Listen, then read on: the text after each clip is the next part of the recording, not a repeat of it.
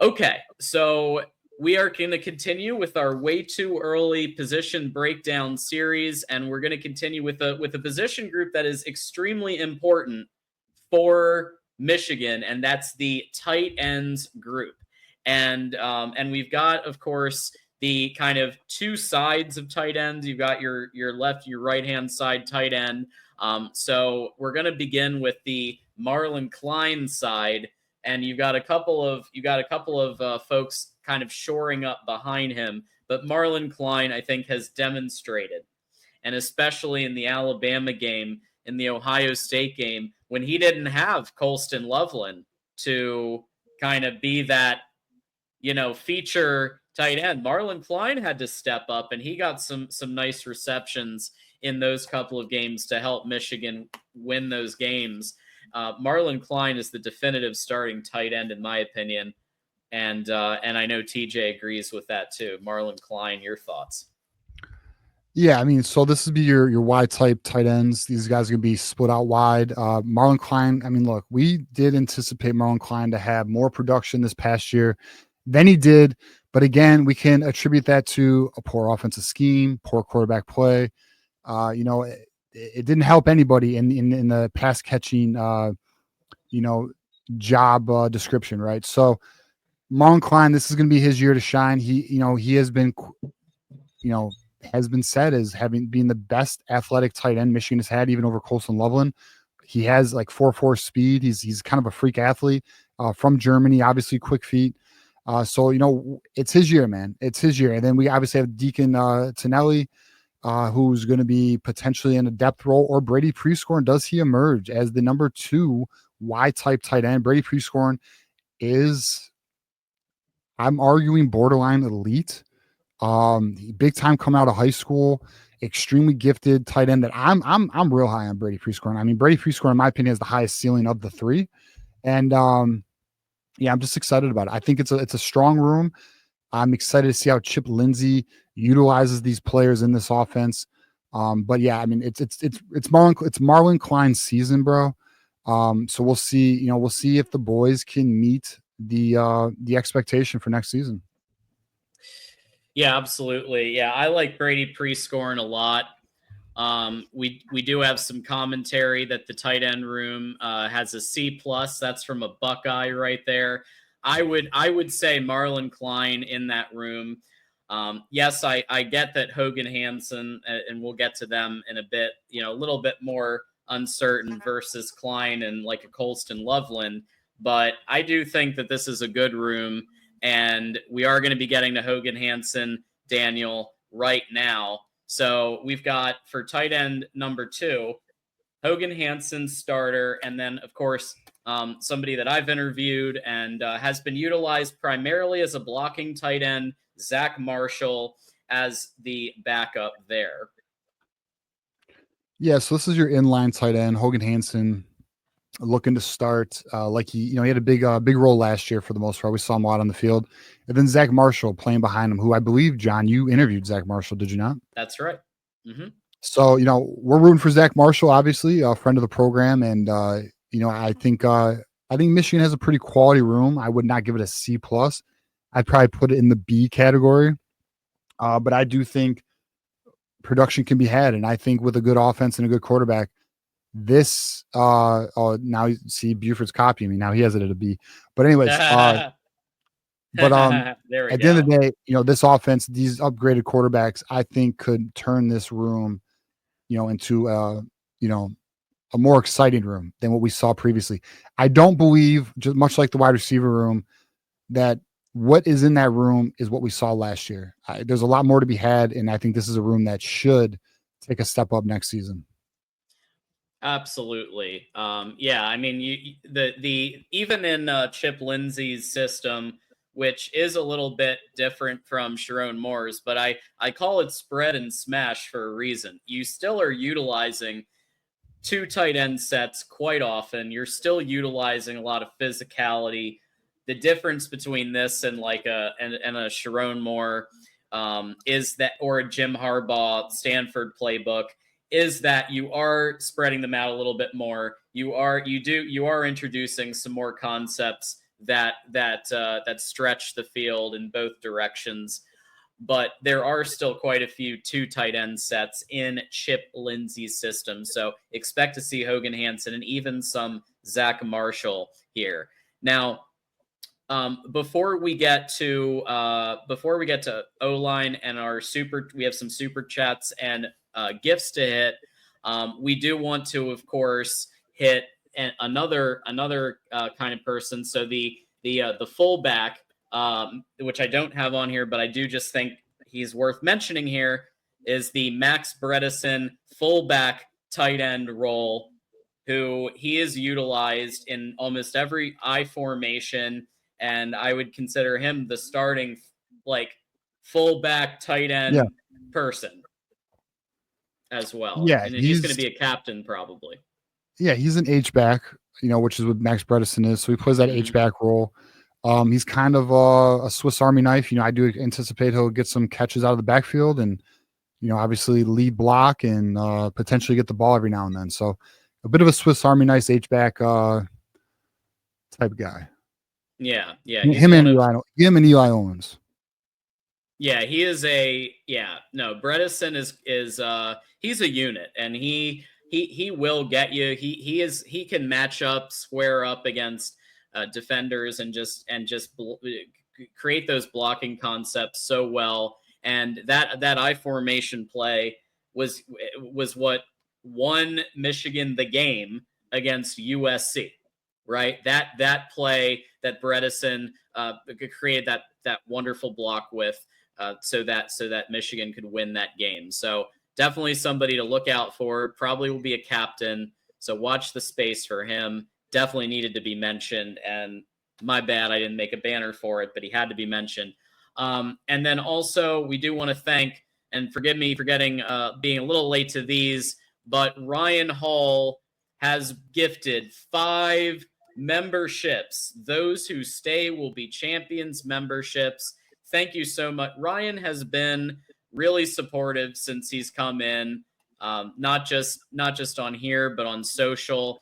And here are the 5 people. It looks like we've got Icy J, 1, Steve Salinas, second team All County Mac, Letty C, and Sports Talk 101. All 5 of you, refresh your YouTube, refresh your browser, because you just got the emojis being part of the Those Who Stay Will Be Champions tier. You get to test it out for 30 days. Thanks to Ryan Hall. 100%. Thank you, Ryan. You're an appreciated member of our community. And to all of our new members, welcome to the community. Enjoy the emojis and everything that comes with it. For sure. And GT also helping us out here with a contribution with a $5. Henry doesn't want to go up. So this is about the Chris Henry, the wide receiver, doesn't want to go up against Wink Martindale every year and kill his draft stock. So this is GT thinking it's not going to go to Ohio State because it doesn't want to go up against Wink Martindale's defense. Yeah, so why, since they can't beat them, they should join us, right? They should come to Michigan and be the alpha wide receiver in this offense and become the number 1 overall pick in the NFL draft. I think GT's onto something here. I like the way he's looking at it. For sure. And, a position that Michigan has relied on heavily the last few years, especially to win the Natty, to get to the playoffs, it's offensive line. And so how we're gonna break this out is the starting unit and then the backup unit. And so the starters that we've got pegged right here, we'll start off with left tackle Evan Link. Now he's a player that kind of moved around a little bit last year. He started off the year as let's just say it. It was real bad in the beginning. I called it a New York City subway turnstile, like just letting the defenders through. But when he got another opportunity, and it was later in the season, I will say he improved. And I didn't notice that happening as much. He started to improve. His footwork improved. His ability to seal off some of these defenders improved. Evan Link we've got as the starting left tackle. Yep, I think that's how it's looking going into spring ball. Evan Link is going to be, like he showed out in the Alabama game. Did he have a rough start to the year? Yeah, I think we would agree that. But Sharon Moore and Grant Newsome feel confident that this kid has an extremely high ceiling. And we kind of saw it come together at the end of the year, which is what you want to see. Now it's his year to completely shine and own that position. Left tackle is an extremely valuable position. It's definitely a player we're going to be watching very heavily in the spring practice, in the spring game, and we'll see if he's ready for it, man. The coaching staff obviously has trust in him. Now, granted, we saw the coaching staff have trust in some players at the beginning of the year last year, and it wasn't, it was potentially for naught. But at the end of the day, I think we'd all agree we saw improvement as the season progressed. Let's hope that continues. Evan Link, it's a big year for him at left tackle. Yeah, for sure. And so, yeah, Evan Link for that position. And then Division II All-American, Lawrence Tatar, left guard, at least I think he was brought in, and this happens almost every year, that the staff brings in one of the top players in their division group, in their portion of college football. And they've done it again with Ferris State's Lawrence Tatar, 350-pounder out of Livonia, Michigan, 6'5". He's got all the stats needed to be a menace on the offensive line. I think left guard, for Michigan needs to be a very tough physical player. Looks like he's going to be the starting left guard for us. Yeah, this is the position where the biggest question mark on the roster is. And is Lawrence Tatar ready for this? He was extremely dominant and physical at the D2 level, and we're going to find out. I mean, this is, for me personally, the biggest question mark on the roster as it stands. And I'm excited about it in terms of, I think he has potential, and I'm excited to see what Michigan sees in him. But until he hits the field and until he joins the team in June, because that's the thing, John, is he's not even joining us until June. It's good. It's one of those things where we're going to have a lot of questions. And I would say be on the lookout potentially for a spring portal addition at the left guard position. So be on the lookout for that. If there was a position where we do add, I do think left guard and potentially wide receiver are the two positions they'd look at.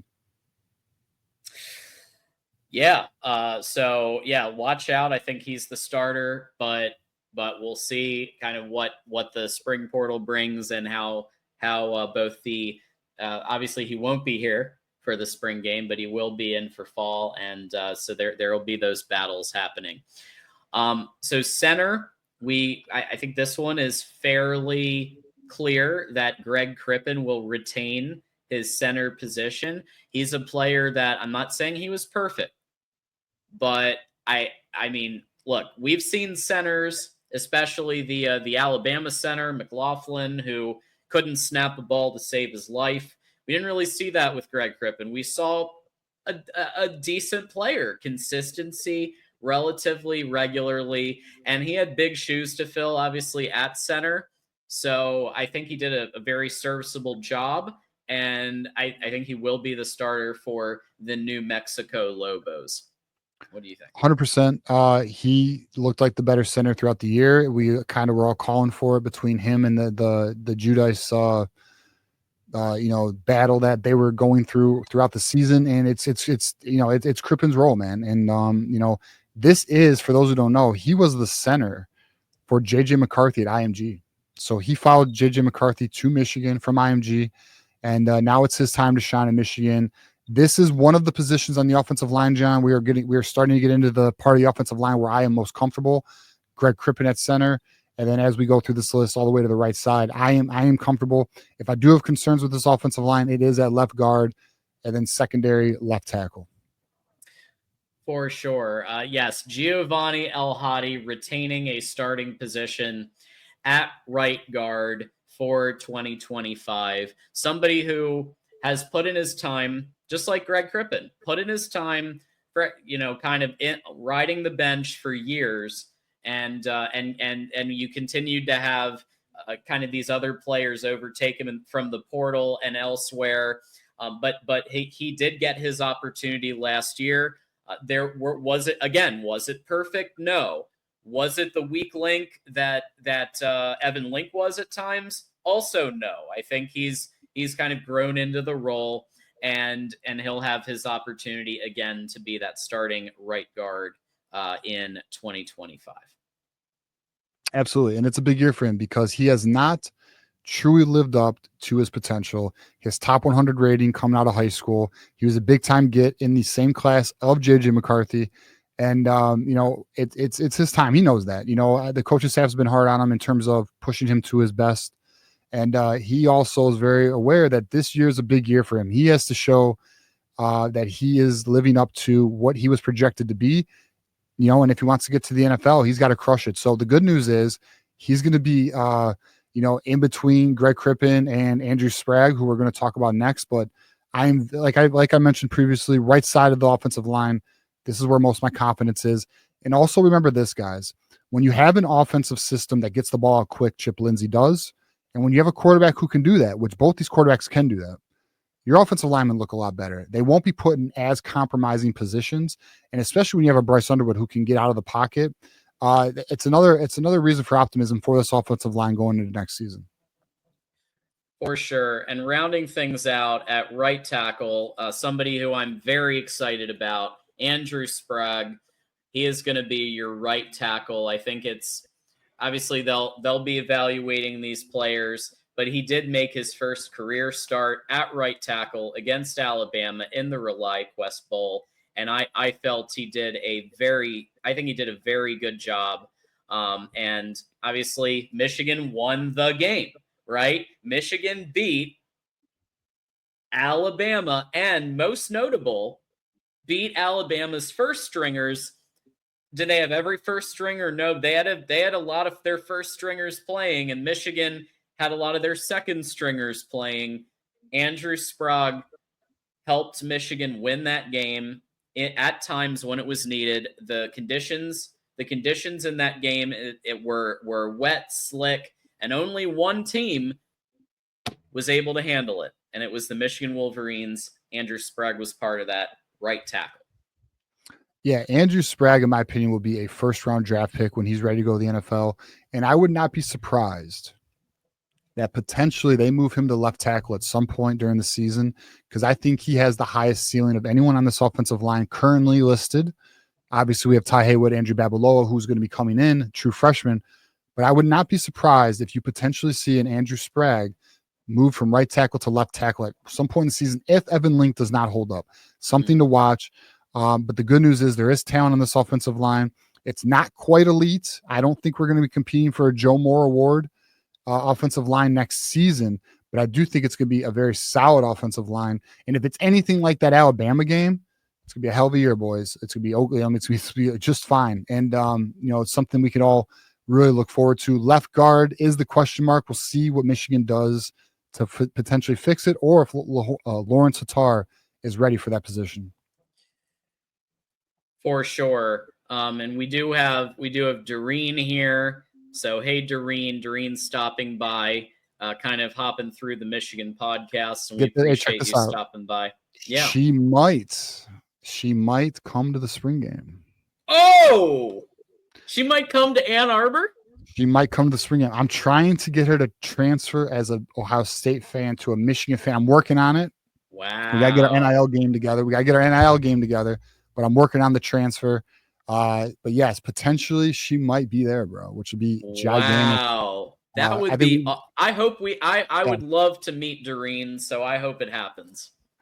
Yeah, we're working on it. I'm trying to get her there. Of course, you've got the Ohio people saying don't go. Well, guess what? Hey, guess Doreen who else is welcome. Guess who else is coming to spring game? Who's that? Garrison will be at the spring game. Garrison's coming. So yeah, so we're gonna have a good time, man. It's gonna be a fun time. Wow. So there'll be some Buckeyes, Doreen. You won't feel too left, but we're working to convert. We're gonna show you campus. We'll show you the tailgates. We're working on that transfer. You can sign those transfer papers now that your daughters have graduated from Ohio State, so you should be a free agent. So hey, maize and blue all the way. Yeah, get that grad transfer eligibility going, and absolutely. But Doreen, yes, you're welcome, and everyone is welcome. we will announce our spring game plans, but we are going. So I'm excited to be there, and we've got some great accommodations, and we are we're going to have no matter what happens, we're going to have a great freaking time. So excited to meet everybody for sure. And yes, there you go. Yes, appreciate it. That would be fun. Yes. Yes, Moose may not go if Garrison goes, but yeah, there's all kinds of shit going on in the chat right now. Well, That's funny. That's funny. Come on, boys. Everyone's just you don't like one person, don't not show up. It's Bryce Underwood's freaking first spring game. You got to show up, man. Hey, everyone is welcome to come and see the number 1 overall player in the country, overall recruit, Bryce Underwood. So, including the Buckeyes. So, with all that said, we are at our show here. And we do have our backups. Yes. So we do have one more thing, which is our backups. And Andrew Babalola is the one that I wanted to highlight because he is somebody, when you were talking, TJ, about if Evan Link doesn't work out and Andrew Sprague moves, well, I also thought, well, Babalola then could also move to right tackle in that particular configuration. So could Babalola be that piece that in the season kind of overtakes one of the starting positions? It won't be game 1. It's almost impossible. I mean, chat, tell us the last player who started as a true freshman game 1 on a tackle position in Division I major college football. How about you said Michigan? I'm trying to think. Yeah, Michigan or even elsewhere. Did Grant Newsome start as a freshman at tackle? Possibly. I don't know. Let me know, Chad. I might be wrong. Yeah. But Jake Long filled. Yeah, but so Grant Newsome played after Jake Long. I don't know. I could be wrong though. But you know, there's my point, right? We're having trouble coming up with the name, so it doesn't happen very often. But Andrew Babalola, I do think, could be a name to look at later in the season if a hole needs to be filled for whatever reason, whether it's performance or some other reason. So we have him at kind of left tackle backup right now. And then the rest of the roster here. I mean, is there anyone else here that kind of sticks out to you as somebody to watch for potential starting position? Blake Frazier. Okay. I think Blake Frazier has the potential to either start at right tackle or left guard going into next season. So that's a name. Now, I don't think Blake Frazier will start at right tackle going into next season, but I do think he's potentially an option. Yeah, so it was Grant Newsome. 5 points for me. For those keeping score. Anyways, but so I think Blake Frazier could potentially play that right tackle position if Andrew Sprague was moved to left tackle. But I do think that left guard position, I think a dark horse there is Blake Frazier. He might make a move there. So let's Taylor Lewan. Taylor Lewan looks like was Grant Newsome played after Lewan, didn't he? Yeah, I just said anybody. I didn't put a. Well, I want most recent. What the hell? Okay. All right, bro. All right, Newsome then. The game's called I Win, okay? And it's most recent. Fair enough. All right. But yeah, no, but I do think I mean, Frazier would be exciting. And yeah, I mean, listen, what's great about Michigan's line, and I think that this will be the same. I think the same is true this year. Like, the goal is to have not just 5, but 10, 11 personnel who could start at line, because number one, sometimes Michigan runs a 6 O-line or a 7 O-line set. We all remember the Penn State 2023 game where Michigan called 30 straight runs and quite a few linemen lining up in those formations. So definitely you might see some of these people in those types of formations as well. So lots to look at for the O-line coming up for 25. 100%.